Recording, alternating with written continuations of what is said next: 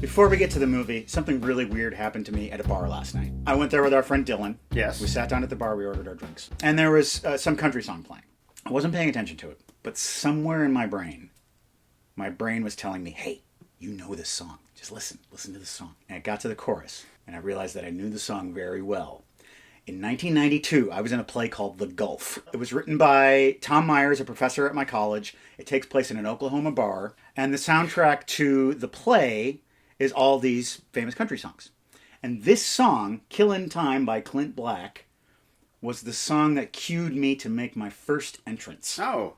The final line of the chorus. And when it got there, I felt that a little bit of that twinge of like, I gotta go on. It's time to go on. All right, go on now. Yeah. That stuff just really never goes away. No, it's weird when you've done theater, how there are certain things that hold on to you for the rest of your life. Muscle because memory. For like 2 months of your life, this was everything to you. I was in Grapes of Wrath in 1991, and there's a line in it, getting late, gotta sleep.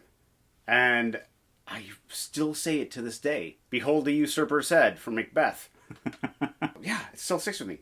Now that I think about it, the same guy said both lines. Al Narciso. And he is the only successful theater actor that came out of our theater department. Al. I've got a bunch of movies that I've never seen before. You don't know what they are. Every episode, I'm going to spring one on you. It might be good. It might be bad. We'll watch it and talk about it. Welcome to the basement. It's October, the scary month of Halloween. Halloween is one of our favorite holidays here in the basement because we get to watch scary movies. Ooh. And I've got a doozy for us tonight. It not only features one horror icon, but two, and they are going at it. I hope you are ready for Freddy versus Jason. Ah, Mr. Krueger and Mr. Voorhees. Released in 2003, FVJ was directed by Ronnie Yu and stars Robert Englund, Ken Kersinger, and Jason Ritter, son of the late, great John Ritter. The movie grossed over $116 million worldwide, making it the highest-grossing film of either franchise. The special effects team reportedly used 300 gallons of fake blood over the course of the shoot.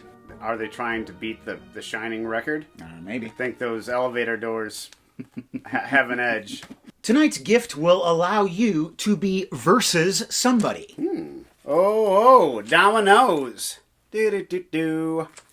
Sport, I've always wanted to take up. I've enjoyed it the handful of times I played. When you're a 60-year-old man, you can put on a funny little hat and sit in the park and play dominoes with your other 60-year-old friends. So get out of your own dreams and over to the old leather couch where we are going to see two titans pitted together in mortal struggle because we are watching Freddy versus Jason. Dominoes shall fall. God, the sounds of my youth. Let me introduce you to a fella named Freddy Krueger. He likes to kidnap little kids. He even scrapbooks about it. But the parents in town don't like their kids being killed. So they throw a bunch of fire at him and he dies. But then he was able to invade the dreams of young people and do terrible things. He wants back. What he needs is a blood sacrifice, and he knows of a guy who doesn't live too far away. Now, Jason, he likes to track down sexy people in the forest and kill them. Is that you? This is exactly how camp was for me. Yeah. I went to a Boy Scout camp. It was like this for me too, but different. Were the boys like, oh? Somewhere. It was in Wisconsin.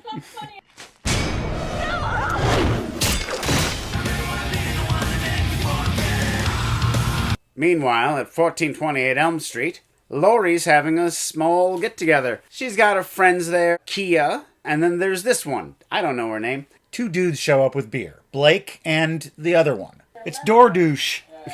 Here to make a delivery. Door Douche. Lori misses her boyfriend, Will. What Will and I had was real. Didn't Mr. Real just drop kick your ass without so much as a goodbye handshake? Or hand anything.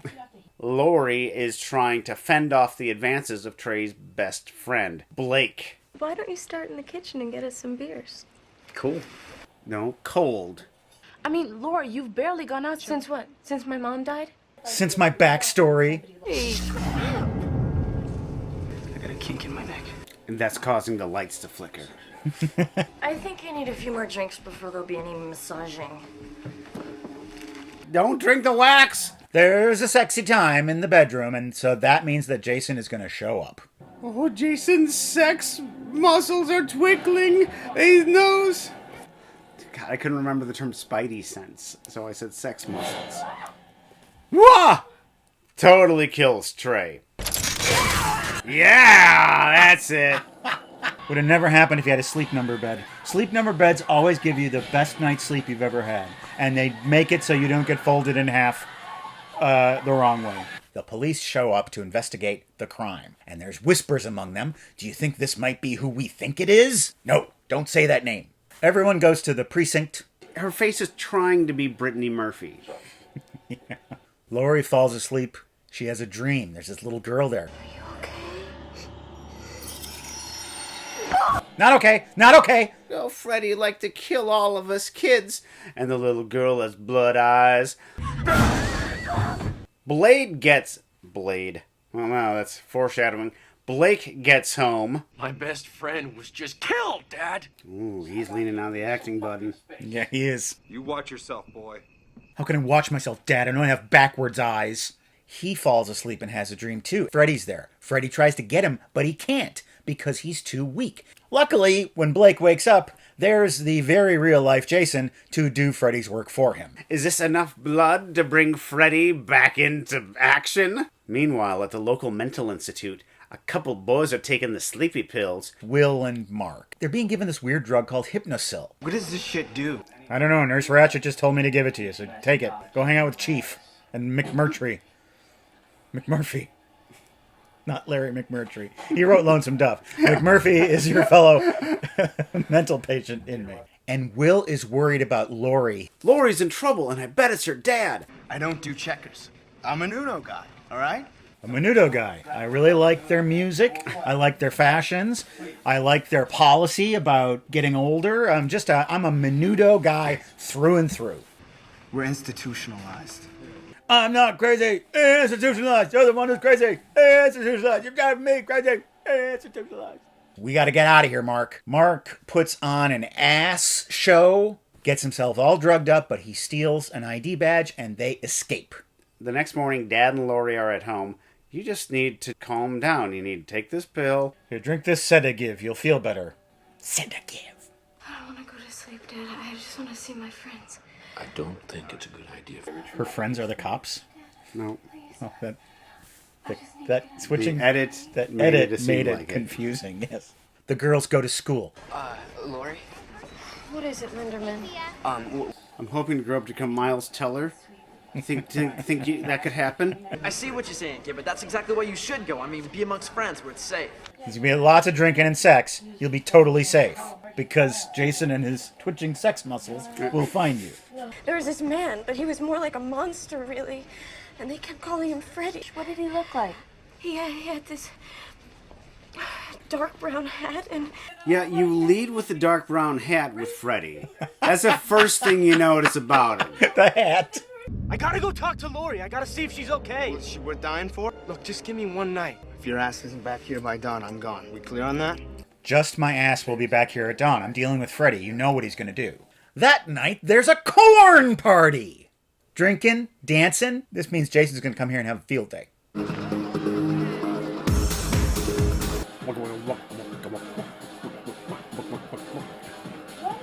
How do you think techno is created? Just like that. I heard them mention some names, some... Keggy Fooger. She wanders off drinking into the cornfield. I'm dead one day and you're already out getting shit-faced? Same old deal! Ray's the guy's name? Probably. Trey. Oh, that makes more sense. Oh yeah, he's a Trey. He's a total Trey. Yeah. My apologies to Treys out there, but that guy, Trey. She passes out in the cornfield, and she wakes up in a dream of Freddy's nightmare landscape. It's a hat! It's the hat! Oh, that's supposed to wake her up. That's what it worked in the first movie. She burned her hand in the thing and it woke her up. That's supposed to wake her up. That's what she did in the first movie. That should have worked. Freddy's about to do her in, but back in the real world, Jason does it for him, and Freddy gets mad. Oh, come on! Jason's doing too much killing now. He doesn't need him anymore. She's mine! It doesn't make sense to me either. This Everclear is kicking my ass. Is he drinking a pitcher of Everclear? And Jason shows up. You're not invited, loser. Why don't you go back to the hockey squad or whatever?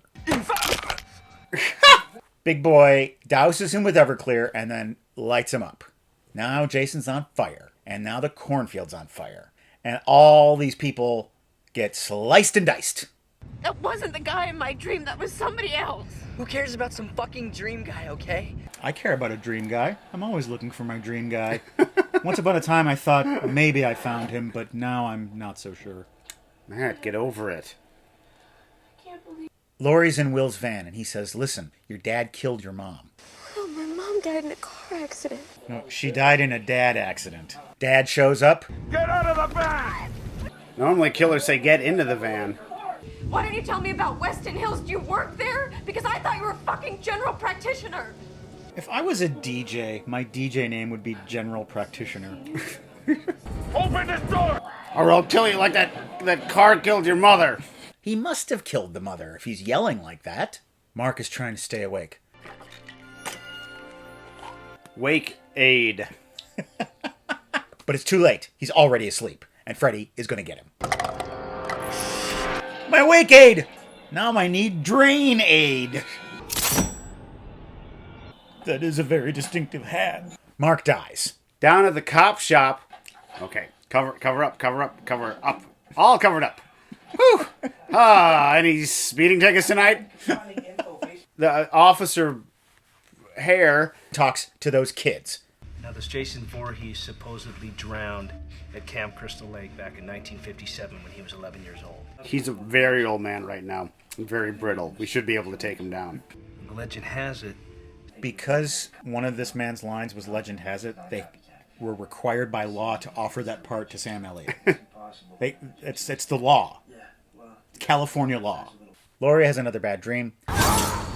Grabs Freddy's ear right as they're waking her up, and she pulls the ear out of her dream. Will tells everyone about Hypnosil. It's a dream suppressant. We need those pills. Can you get us back to Weston Hills? Can you also get a Somali? What the heck was that? It sounded like choo choo choo choo choo. Is there a train near here? They break into the hospital. This is D-Wing. These are the ones who wouldn't stop dreaming. I always used to pronounce it Dwing, but then someone corrected me. This fellow's name is Freeberg. He likes to toke on the joints. Yeah, this kid is pure machete fodder. Decides to light up a reefer. But what he doesn't know is he's dreaming. Freddy comes in as a cute little worm. How about this really good bong smoke, buddy? Then Freddy does this.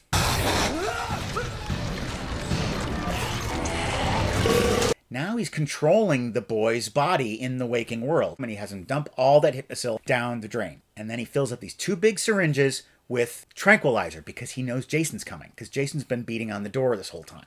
Sure enough, Jason shows up. Zippity zap, he kills the cop. He encounters Freeberg in a hallway who injects him with drugs. He kills the boy and he passes out. Okay, fire doesn't kill him. Any sort of body trauma doesn't kill him, but he can be put to sleep by drugs. Yeah, drugs, man. Drugs. And because he's asleep, now he's dreaming, and that is Freddy's territory. The battle begins.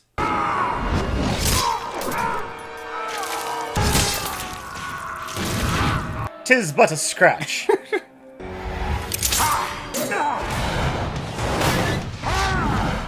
Did he just hump him up into the air? Yeah. Did he use the power of his pelvis to do this? Turns out Jason's afraid of water. And water is his kryptonite, which is why the room turns green, I assume. And Jason regresses back into the scared little boy that he was at camp all those years ago. Where is Jason now? Well, he's duct taped up and in the back of the van. And the kids are taking him back to Crystal Lake. But they have a plan to get Freddy, too. Now, don't get scared, Sadie. It's just a silly movie. Put your butt down, please. They go to Camp Crystal Lake. Laurie goes into a dream. She sees Jason's childhood trauma.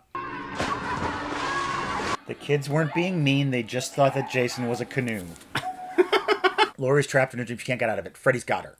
In the real world, her hand gets burned in a flame. Laurie wakes up holding onto the whole body of Freddy and pulls him out of the dream. Jason and Freddy are now in the real world, and the battle continues. And continues. And continues. They fight and fight. They fight and fight and fight. Fight, fight, fight, fight, fight, fight. It's the Freddy and Jason show! I am not leaving until I see him die. Finally, Jason kills Freddy, and then Laurie kills Freddy. And then Jason dies. He's cheat his last ha-ha. Yeah. And Freddy dies. Behold the usurper's head! They're both dead, but they're not. Wink. Jason versus Freddy.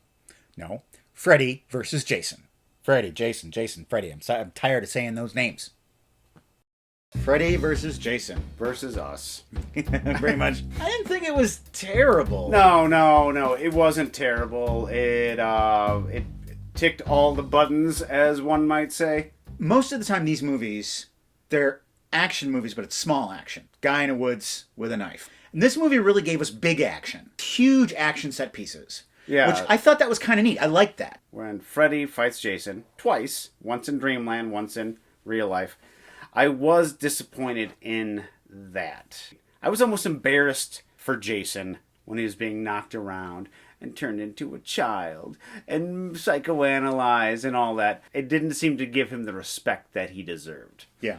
But since I was there, I thought that was actually going to make Jason not just a more sympathetic character, but more sympathetic of a character. I thought he was just going to push Kia out of the way instead of slice her out of the way. I liked how calculating Freddy was, the way he strategized. Yeah. I did want him to be funnier. We didn't get enough jokes. I was fine without the jokes. Those jokes just got lamer and lamer the older I got. The movie was a bit mired in subplots. Oh, yeah. The whole thing about Laurie's dad actually working in the institution, he's never punished by any of this, is he?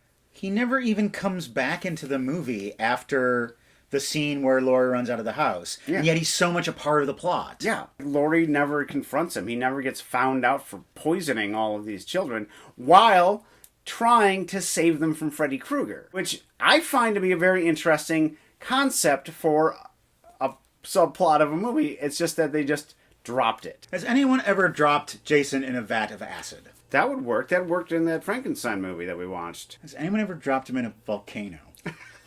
We shot him into space. That didn't help. Since when was Jason afraid of water? It doesn't, in Jason Goes to New York Town or whatever it's called, doesn't he like rise up out of the water there? Probably. Like sink a boat? He rises up out of the water all the time. Yeah. He seems to be fine with water. I want to talk about two memories that I have of these two fellows from my childhood.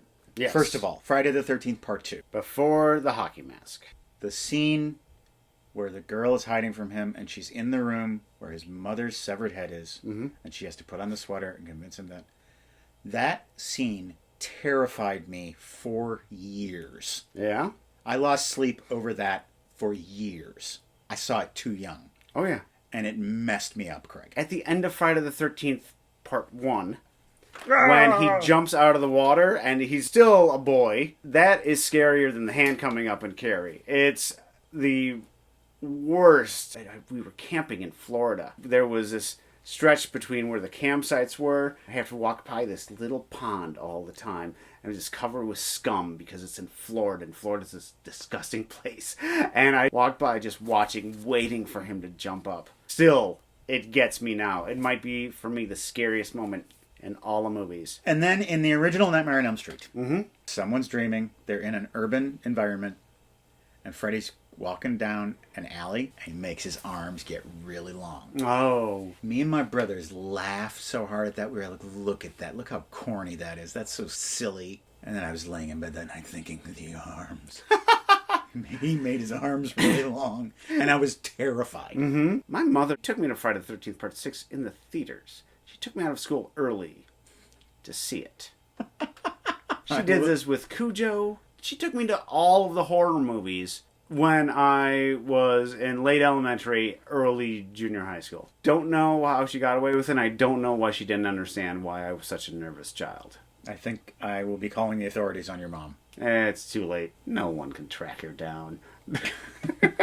Freddy versus Jason. The battle is concluded, but our show is not, because right now it is us versus Seen It.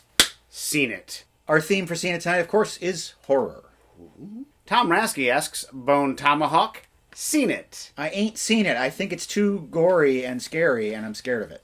This is a very odd Western. Western, yeah. Yeah, and it's a very odd horror movie. Because the villains in this movie are a Native American tribe, but ones that have been isolated even from all the other Native American tribes. So it's not this otherism, it's this alienism. When you find these prehistoric monsters living off in the mountains, they are truly terrifying.